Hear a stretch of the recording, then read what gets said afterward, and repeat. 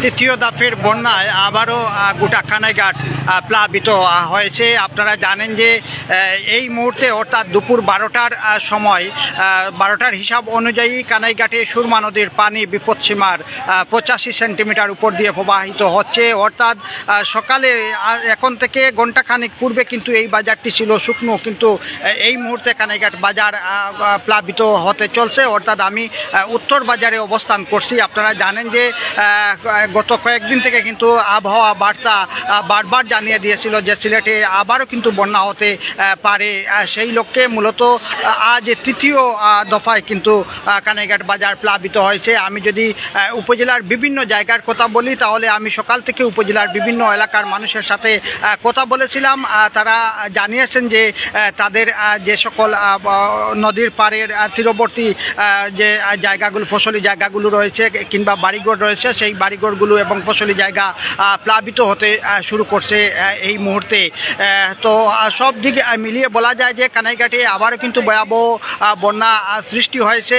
এবং আপনারা এছাড়াও জানেন যে গত দুদিন থেকে ভারতের চেরাপুঞ্জিতে কখনো ভারী বৃষ্টি হচ্ছে, কখনো মাঝারি বৃষ্টি হচ্ছে, আবার কখনো হালকা বৃষ্টি হচ্ছে।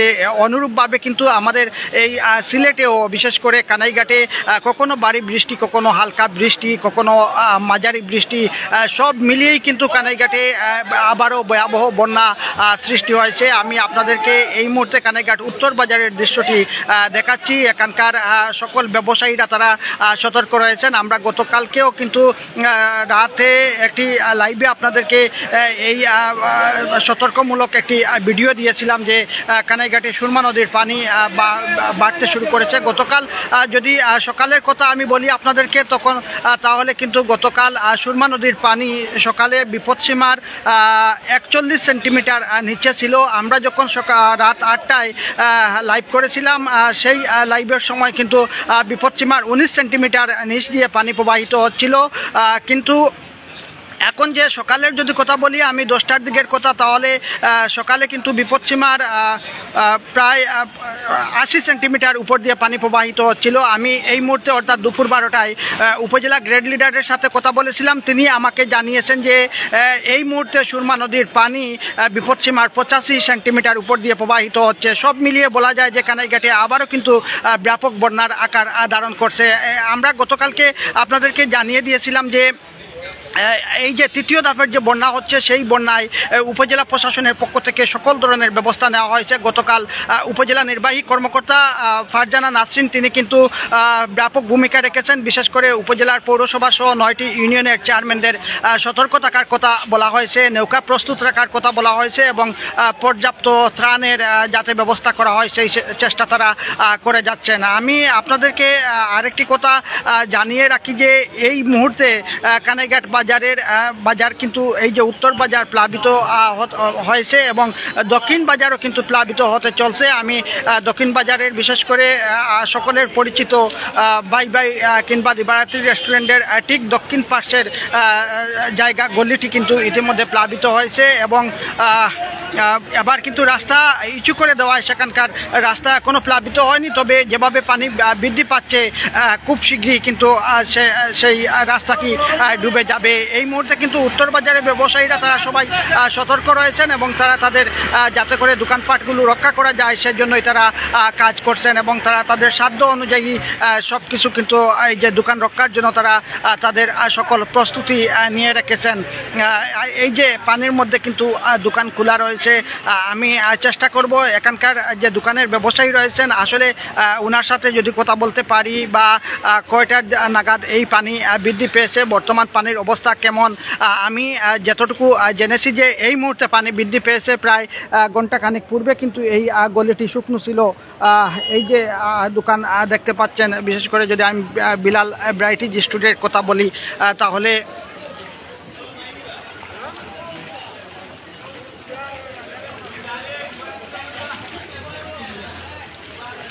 এই যে আমি হাঁটু পানির উপর দিয়ে কিন্তু মূলত সেদিকে যাচ্ছি। প্রচুর পানি কিন্তু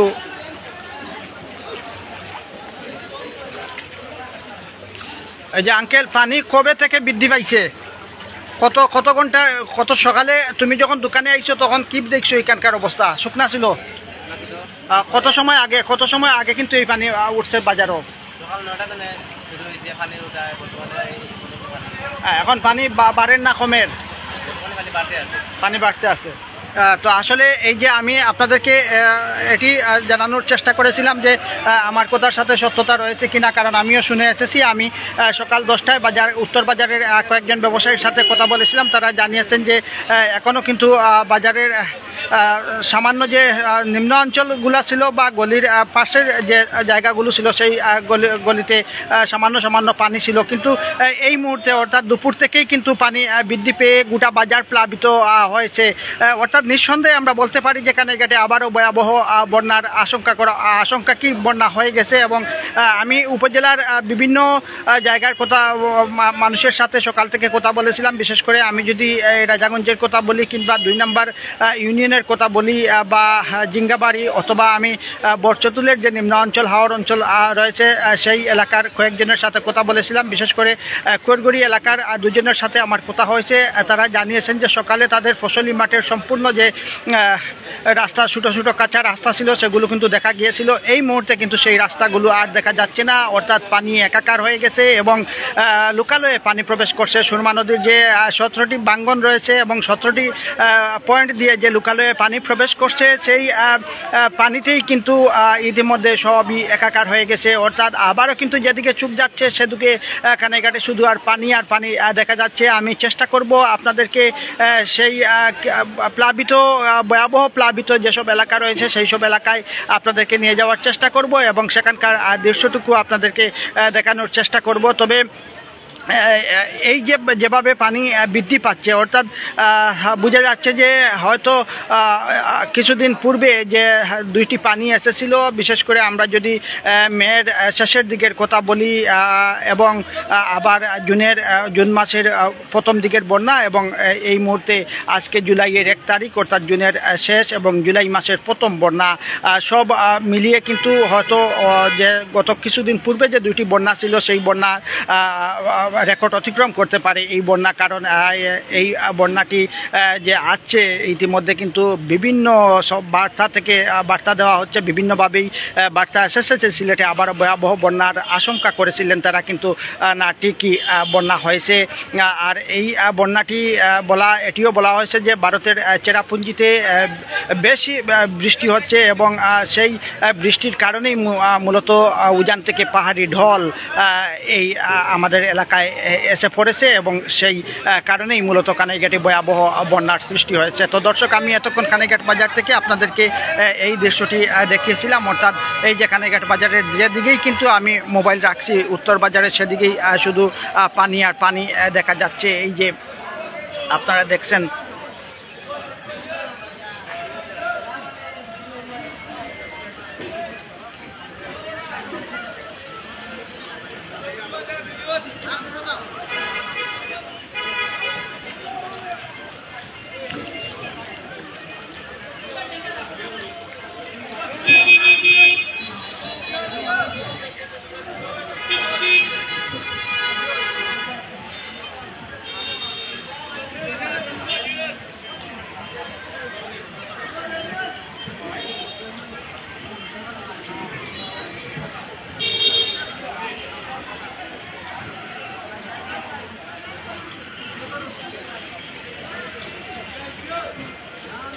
সত্যি এক ভয়াবহ অবস্থা।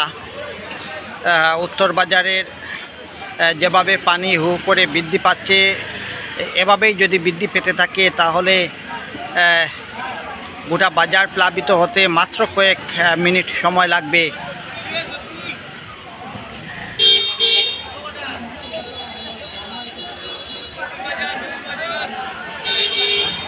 ইতিমধ্যে কিন্তু আমি যে স্থানে দাঁড়িয়ে রয়েছি এটি কানাইঘাট উত্তর বাজার এবং এই উত্তর বাজারে আমি যখন এসেছিলাম, যখন এই পানিতে নেমেছিলাম মাত্র 10-15 মিনিট পূর্বে, তখন কিন্তু আমি দেখেছি যে আমার যে পায়ের মধ্যে আমি দেখেছিলাম যে সেখানে পানি অনেক কম ছিল। এই মুহূর্তে কিন্তু আমি হাঁটু পানি পর্যন্ত দেখতে পাচ্ছি যে হাঁটুর উপরে কিন্তু পানি উঠতে যাচ্ছে। অর্থাৎ সময় যত গড়াচ্ছে তত কিন্তু পানি বৃদ্ধি পাচ্ছে।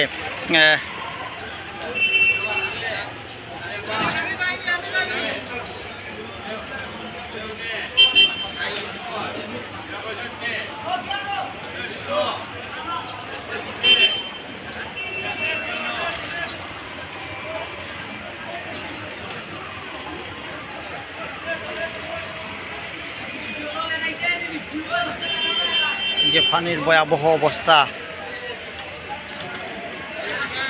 ও আমি যদি আমার নিজের পানির অবস্থাটা দেখাই তাহলে আপনারা বুঝতে পারবেন। আমি দেখাচ্ছি যে পানির অবস্থা।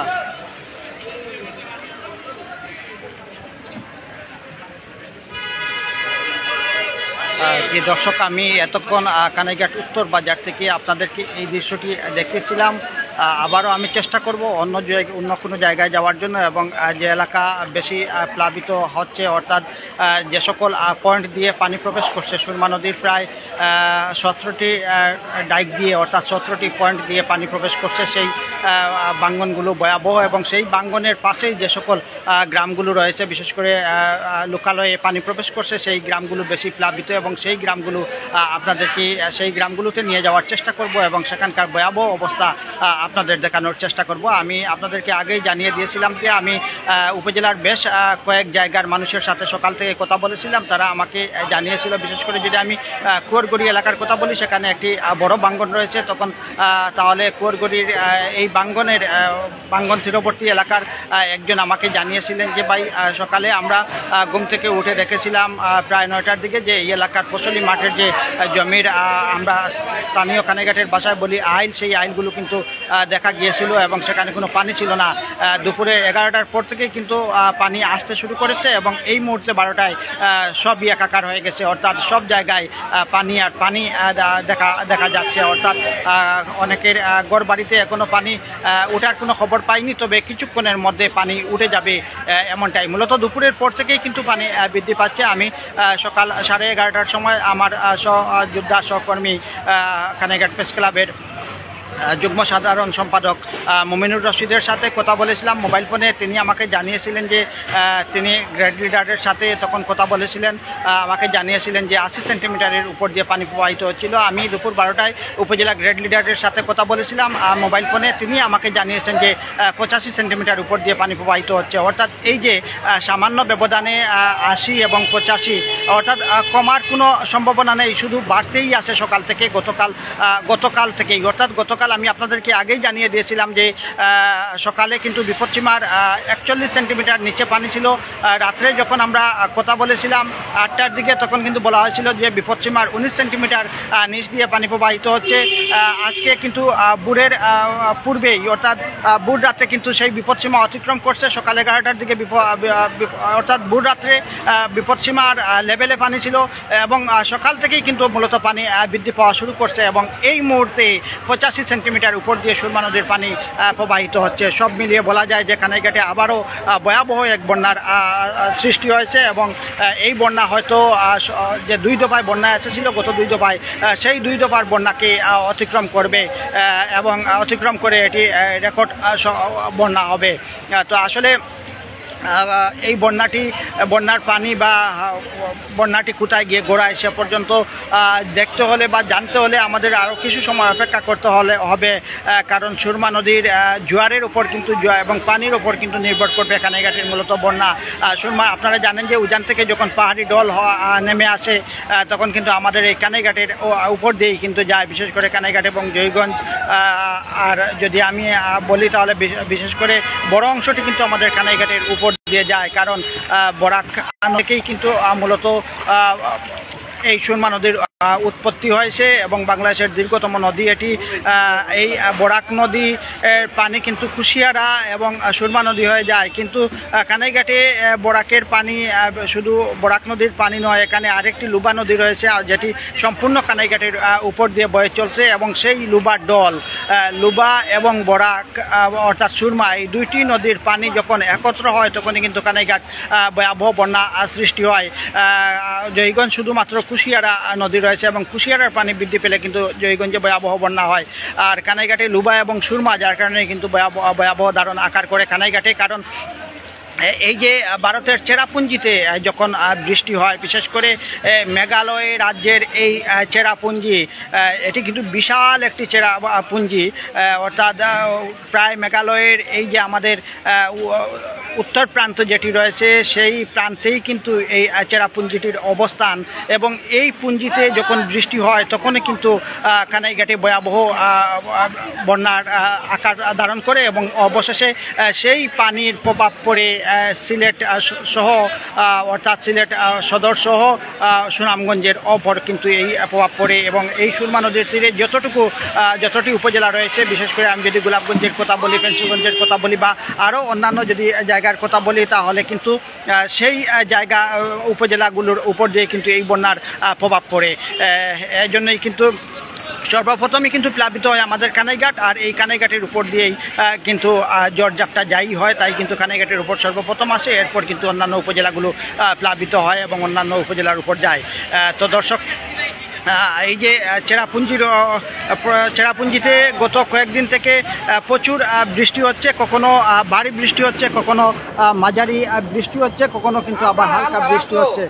সব মিলিয়ে বলা যায় যে চেরাপুঞ্জির বৃষ্টির কারণে এবং আমাদের সিলেটের কানাইঘাটে যে কখনো ভারী বৃষ্টি, কখনো মাঝারি বৃষ্টি এবং কখনো হালকা বৃষ্টি, এই দুই এলাকার বৃষ্টি মিলেই কিন্তু কানাইঘাটে ভয়াবহ বন্যার আকার ধারণ করছে। তো দর্শক, তখন কানাইঘাট উত্তর বাজার থেকে আমি আপনাদেরকে এই দৃশ্যটি দেখিয়েছিলাম। আবারও অন্য কোনো জায়গার বন্যার ভয়াবহ পরিস্থিতি আপনাদেরকে দেখাবো। আপনারা যেখান থেকে আমাদের এই লাইভ অনুষ্ঠানটি দেখছেন, আপনারা সবাই ভালো থাকবেন, সুস্থ থাকবেন এবং নিরাপদে থাকবেন। এখন এ পর্যন্ত আল্লাহ হাফেজ।